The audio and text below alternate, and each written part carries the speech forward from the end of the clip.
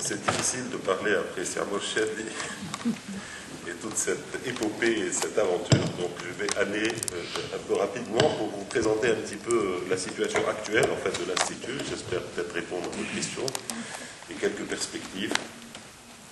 Alors juste des informations sur l'Institut. Nos missions restent donc un peu classiques, on va dire. C'est les analyses biomédicales des activités de santé publique. On continue à produire du BCG et des sérums thérapeutiques. Il y a de la recherche et du développement, et on fait de la formation aussi. Ce qu'il faut noter, c'est que chaque mission, elle est coordonnée par un responsable de l'Institut Pasteur de Tunis. Les analyses et les activités de santé publique, c'est Sami Boubakr. La production de BCG et sérums thérapeutiques, c'est Inès Santini. La recherche et développement, c'est Halil Meldessi. Et la formation, qui est une individualisation récente, c'est Ali Bouatour, qui est là, qui nous a... c'est lui qui a un peu organisé avec une équipe et Hichem Benhassil cet après-midi, et bien sûr tous les partenaires.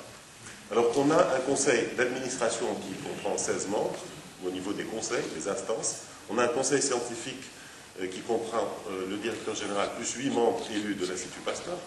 On a un conseil scientifique élargi et évaluatif qui se réunit une fois par an, qui comprend en plus de ces membres de l'Institut 4 membres nationaux en dehors de l'Institut et 4 membres internationaux. Donc on est l'une des rares structures tunisiennes de recherche qui a dans son conseil scientifique des membres étrangers qui donnent, si vous voulez, un avis sur les activités. Alors, on a aussi des comités, et ils sont listés un peu par ordre d'ancienneté, on va dire. On a un comité d'éthique médicale, vous savez, c'est important d'avoir l'avis du comité d'éthique dans les essais cliniques notamment, mais dans toutes les recherches cliniques, médicales. On a récemment mis en place une cellule de communication, valorisation et transfert technologique. Donc, son but, c'est de faire de la communication, mais aussi tout ce qui est valorisation, tout ce qui est propriété intellectuelle, gestion des brevets, discussion avec d'éventuels partenaires industriels, etc. On a un comité de santé et sécurité au travail et comité formation et stage, donc, qui est présidé par Salim. Juste pour donner des chiffres sur le personnel, c'est important. Vous voyez que l'évolution, en fait, n'est pas c'est assez constant, on va dire, puisque on a à peu près, en 2008, on était à peu près 430, on est à 470 en 2012, et comme vous voyez, là, on a donc une centaine, un peu plus d'administratifs et techniques, une centaine d'ouvriers en 2012, donc on a 140 en fait administratifs et techniques, paramédical 120, et le personnel scientifique, c'est un peu plus que 100. Or, au niveau des activités de santé publique, ça se fait dans 18 laboratoires et ça couvre à peu près les besoins d'analyse et de l'expertise biomédicale. Et en plus, donc l'Institut est connu pour un certain nombre d'analyses et je dirais même certaines ne se font qu'à l'Institut Pasteur de Tunis. Alors, plusieurs, en plus dans ces labos, sont aussi des centres nationaux de référence, comme pour la rage, la poliomyélite, la rougeole, les enterobactéries, le paludisme et d'autres.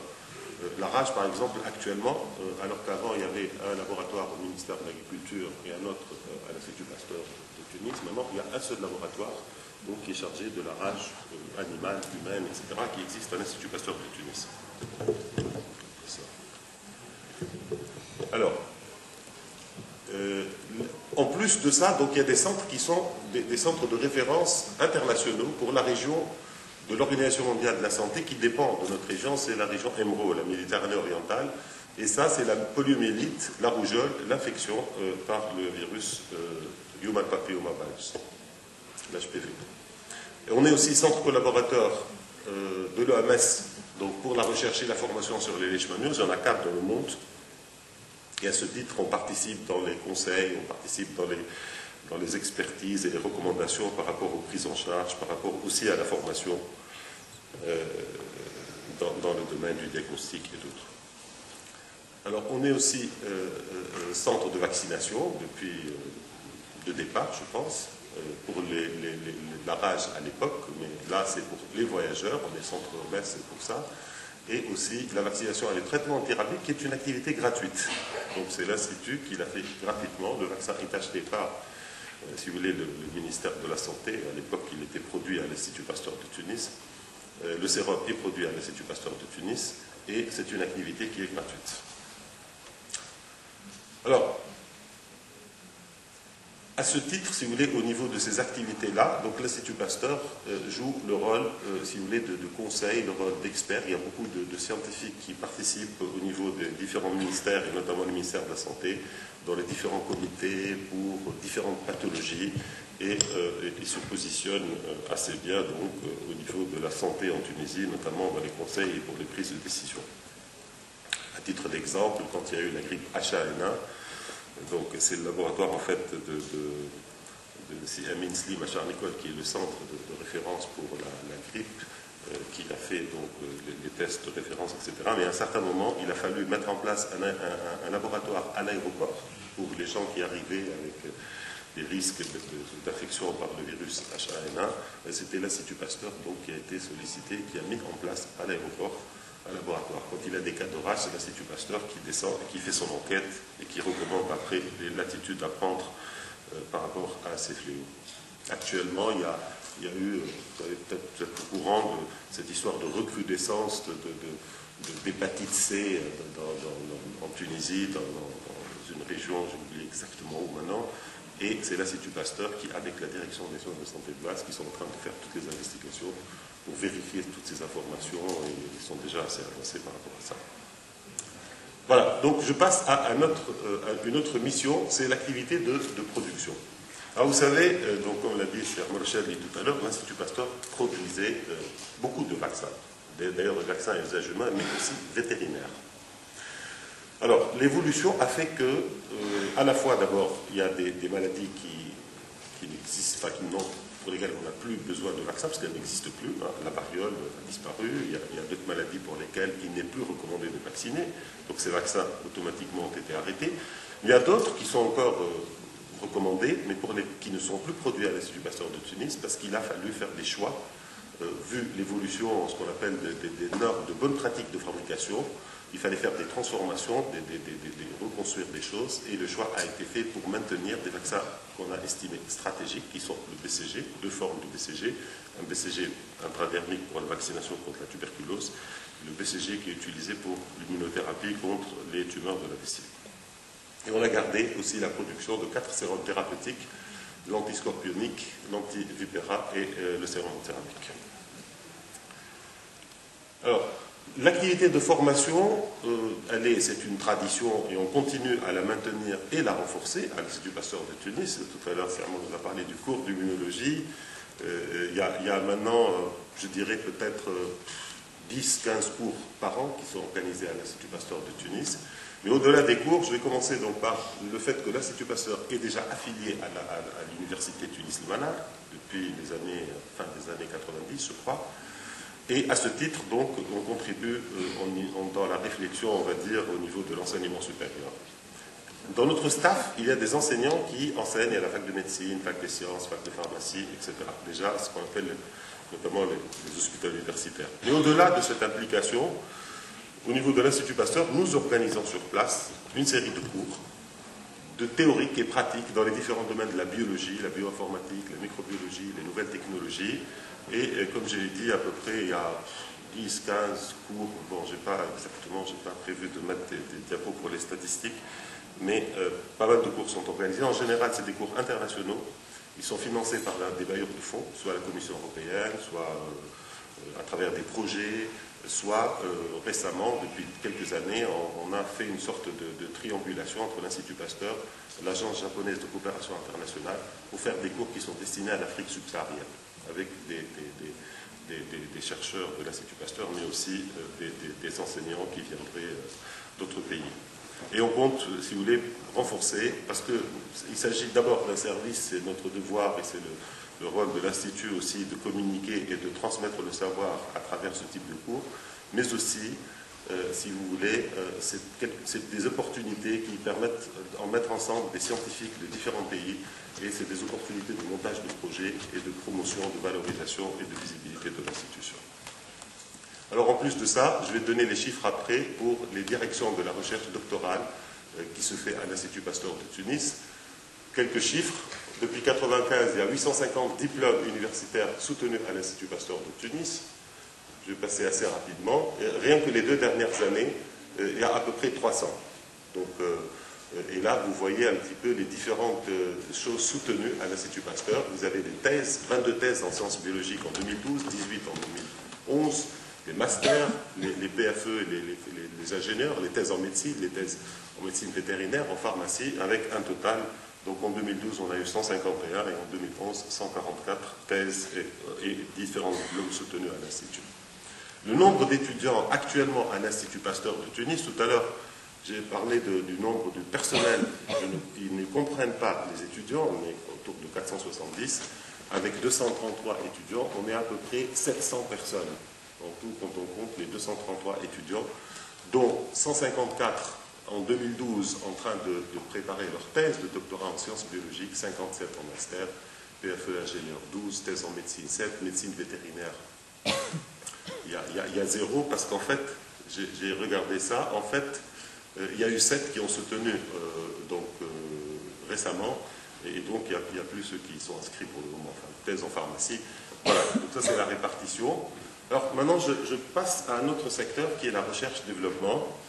Alors, cette recherche et développement, elle touche les différentes spécialités, on ne va pas rentrer dans les détails, mais c'est les maladies infectieuses, et toujours, mais aussi, et de plus en plus, d'autres pathologies, vu la transition épidémiologique, notamment que nous vivons en Tunisie et ailleurs dans le monde.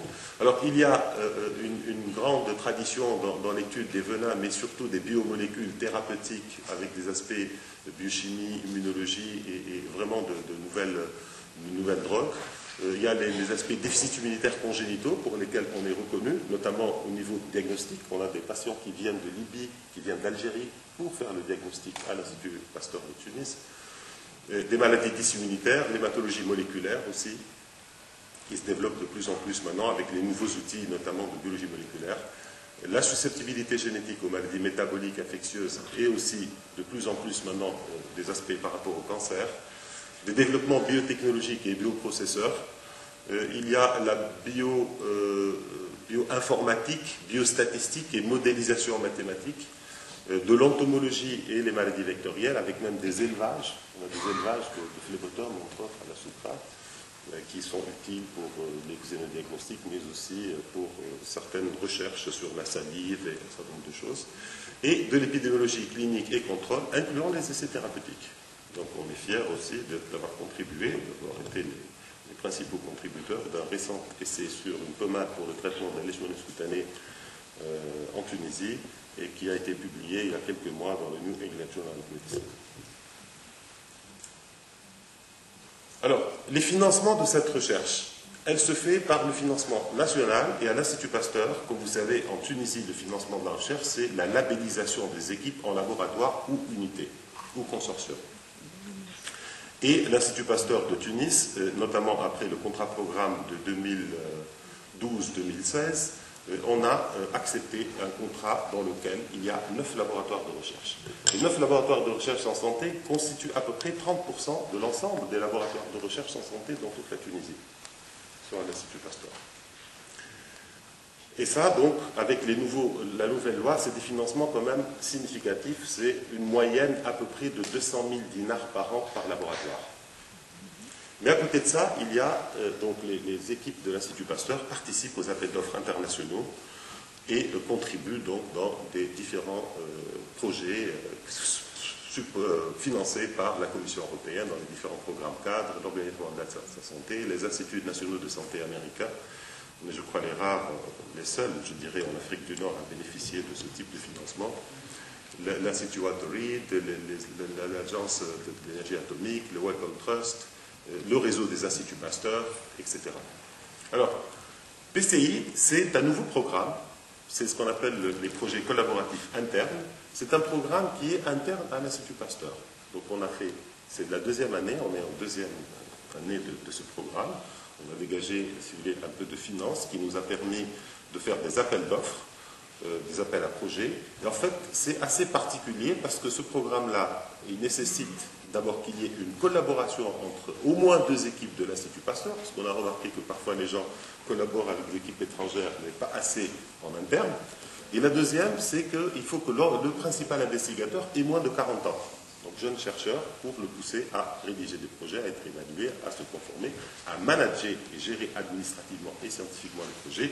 C'était pour répondre à ces 2 questions. Actuellement, il y a 7 projets en cours. Le financement est de l'ordre de 20 000 dinars par an sur 2 ans, avec une évaluation avant de commencer le projet, une évaluation à mi-parcours après 1 an, une évaluation finale. Et là, on a lancé le 2e appel, donc c'est la 2e année. On compte soutenir entre 8 et 10 projets selon la qualité, si vous voulez. Et à ce moment-là, on continue à peu près une quinzaine ou 18 projets qui sont un financement interne d'un montant qui va permettre donc aux gens d'avancer, etc. J'espère que ce programme va marcher. C'est une émanation du conseil scientifique et il y a une personne, un scientifique de l'Institut, c'est Daf Al-Amini, qui est chargé de recevoir les projets, de les faire évaluer par des experts internationaux, et chaque projet est évalué au niveau, avant son démarrage, par 2 ou 3 experts indépendants internationaux, et qui font pas mal de recommandations, et les investigateurs doivent se conformer aux recommandations pour modifier, s'il le faut, les objectifs du projet et la façon dont le réaliser. Voilà.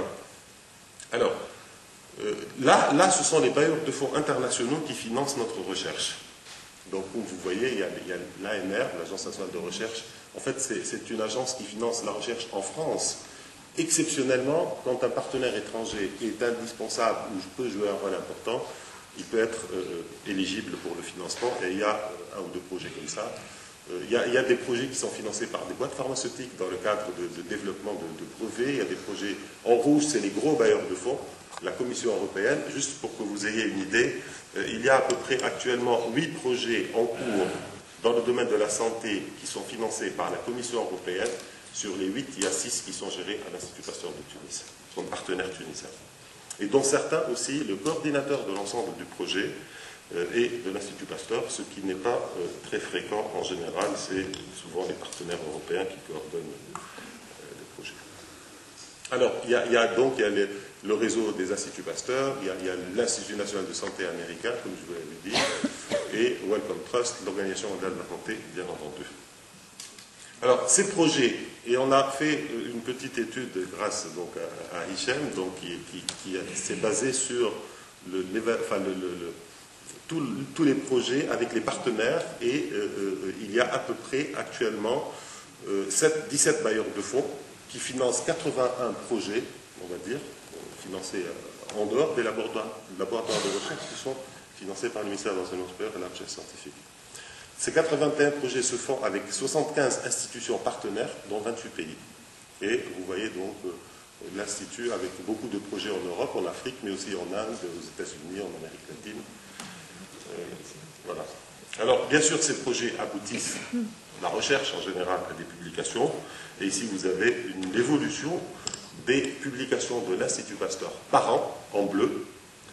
On est à peu près maintenant à un peu moins de 100 publications par an, ce qui est en train d'avancer assez rapidement. Mais ce qui est plus intéressant, c'est les citations qui sont en rouge, puisque maintenant, en fait, il ne s'agit pas de publier pour publier, il faut être publié pour être cité. Et on regarde plus les citations que les publications. Et nos citations, on a été cités à peu près 1200 fois l'année dernière, je crois. C'est-à-dire que dans des publications indexées, on cite un travail dans lequel il y a, bien sûr, comme adresse l'Institut Pasteur de Tunis.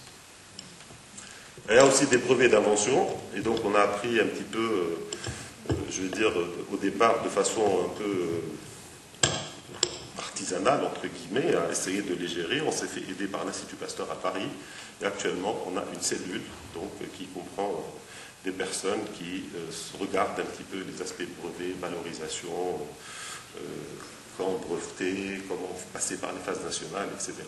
Et là où il y a des flèches, c'est des brevets pour lesquels il y a eu des relations avec un partenaire industriel, soit pour des prises d'options exclusives, soit pour des développements. Mais j'avoue, malheureusement, on n'a pas encore de brevet qui a été acheté pour produire quelque chose de façon et appliquée à l'homme pour le moment. Mais j'espère qu'il va y en avoir. Alors, quelques chiffres au niveau des budgets. Et ça, ce sont les chiffres d'affaires des différentes activités. Bon, malheureusement, je n'ai pas le pointeur, mais par exemple, le premier à gauche, le bleu, c'est la vente du BCG et des sérum thérapeutiques. Donc, en 2008, on faisait un chiffre d'affaires de 600 000 dinars. Là, on est un peu moins de 2 millions de dinars. Il y a deux raisons à ça. C'est que le BCG a repris, parce qu'il a été arrêté pendant un certain moment, le BCG intradermique. Et la deuxième raison, c'est qu'on a augmenté un peu les prix aussi. Et aussi, les quantités ont augmenté. Alors, en rouge, après, c'est les analyses.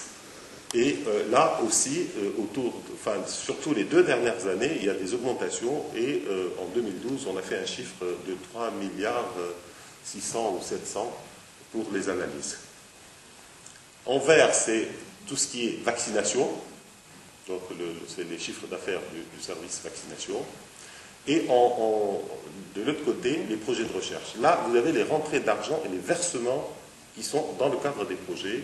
Et l'année, donc 2012, on a eu plus que 5 milliards.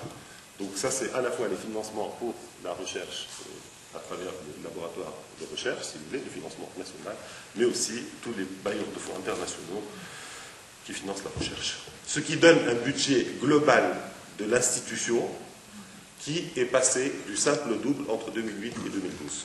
Il y a eu un tout petit décrochage en 2011, probablement en rapport avec la situation du pays au début de l'année, au cours de l'année d'ailleurs, mais quand même, il y a eu une reprise en 2012. Ça comprend les salaires et ça comprend tout le budget. Alors, vous me dites le ministère de la Santé. Donc, le ministère de la Santé, en fait, paye à peu près 70% des salaires, puisque c'est les salaires du personnel, des médecins, des scientifiques, des biologistes, 70%. Le salaire des ouvriers, il est pris en charge sur les fonds propres de l'Institut Pasteur, et le salaire des contractuels dans le cadre des projets éventuellement.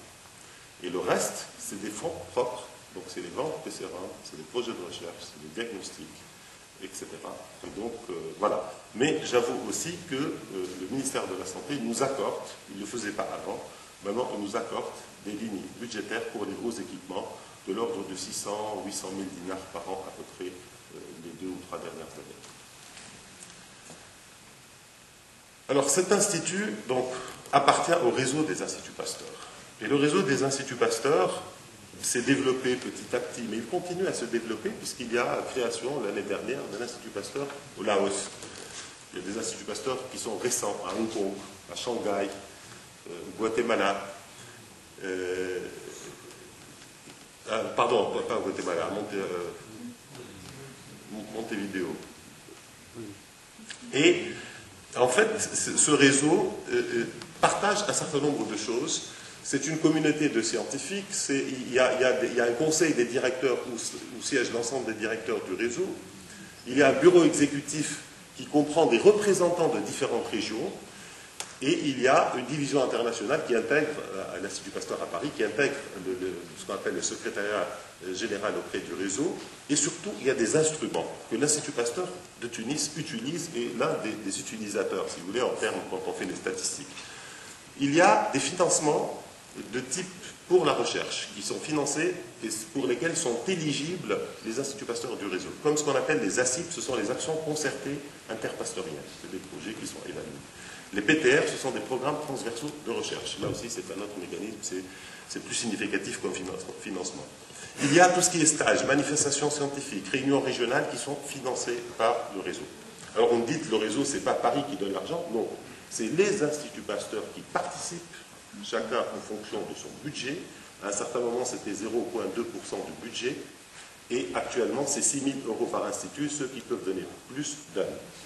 Alors en plus de ça, l'Institut Pasteur à Paris, il met un montant équivalent à tout ce qui a été ramassé par tous les autres instituts, et grâce à ça, et le bureau exécutif, il décide et il définit un certain nombre de programmes qui sont mis en place dans le cadre du réseau. Alors, plus récemment, il y a eu la création de APIN. APIN, c'est l'Association Pasteur International Network. C'est une association qui est en train de faire des efforts pour mobiliser plus de financement pour le réseau.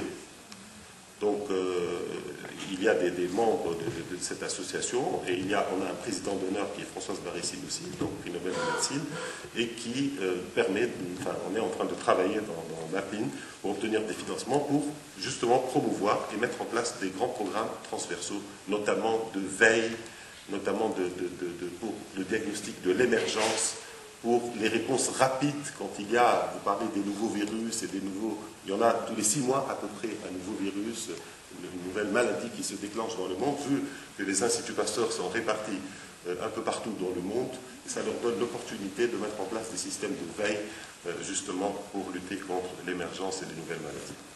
Voilà, je voulais un peu développer ce point, et très rapidement maintenant, l'Institut Pasteur est depuis 2 ans, je crois, centre d'excellence du réseau ANDI. ANDI, c'est African Network for Drug and Diagnostic Innovation.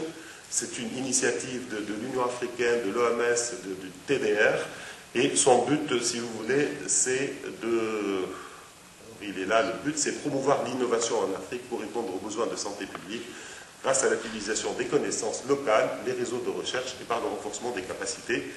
Et on fait partie des 32 centres d'excellence. Comme vous voyez, il y a pas mal en Afrique du Sud, il y en a en Égypte, et en Afrique du Nord, on est les seuls dans ce centre. Alors ce réseau, il est en train, pour le moment, on a identifié les centres d'excellence, et il y a des lancements de projets qui peuvent réunir 2, 3, 4 centres, toujours autour, si vous voulez, du développement technologique, parce que des études ont montré que l'Afrique risque, dans les années à futur, de ne pas avoir de drogues, de médicaments et de vaccins pour sa population. Et qu'il fallait dès maintenant faire des réflexions et essayer de pousser avec des organismes internationaux, des bailleurs de fonds comme Bill Gates, etc., d'identifier des structures pour préparer un peu le terrain futur et dans le sens du développement du diagnostic, du vaccin et des médicaments.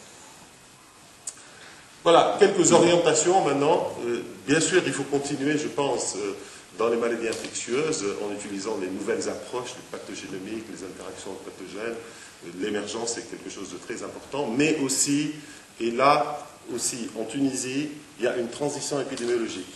Les maladies infectieuses qui posaient des problèmes au début du siècle et même au milieu du siècle, le posent moins maintenant. On est en train, grâce à l'évolution de l'hygiène, grâce à l'évolution du niveau de vie, donc, et maintenant on est confronté plus à des types de maladies métaboliques, de cancers, de maladies de l'âge, etc. Et donc l'Institut, je pense, avec le conseil scientifique, etc., a besoin de faire cette réflexion et d'orienter un petit peu ses recherches, ses connaissances et son expertise pour être aussi là, au niveau de cette transition épidémiologique, notamment par la promotion des recherches sur les maladies génétiques, sur les cancers, sur les nouvelles drogues, la biochimie structurale et les biomolécules.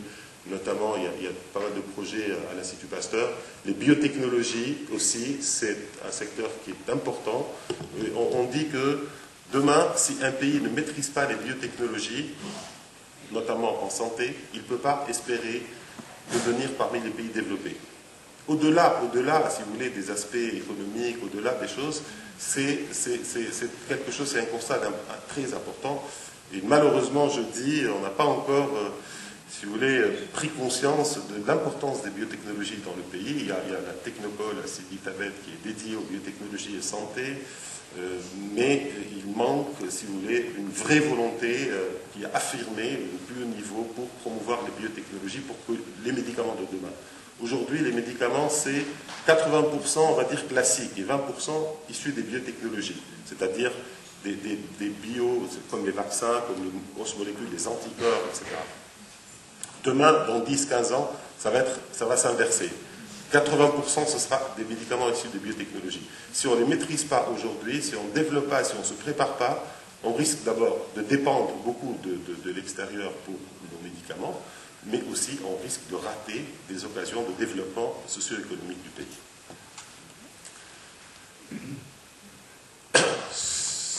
Alors, juste, je vous donnais, je ne sais pas si je vais en parler après. Alors, il y a la recherche translationnelle aussi, c'est important, la recherche clinique, vous savez, ce sont toutes les étapes entre la recherche au laboratoire et comment accélérer l'accès aux produits, que ce soit diagnostic ou médicaments, aux patients. Donc on a besoin aussi de renforcer, je pense, à l'Institut ce type d'approche. Alors, les challenges, il faut renforcer nos compétences, notamment dans technique, informatique, de savoir-faire. Il y a un projet pour la mise à jour de la plateforme technique avec de nouvelles infrastructures pour des approches à haut débit, l'imagerie moléculaire, la biologie structurale, tout ce qui est génomique et les omiques.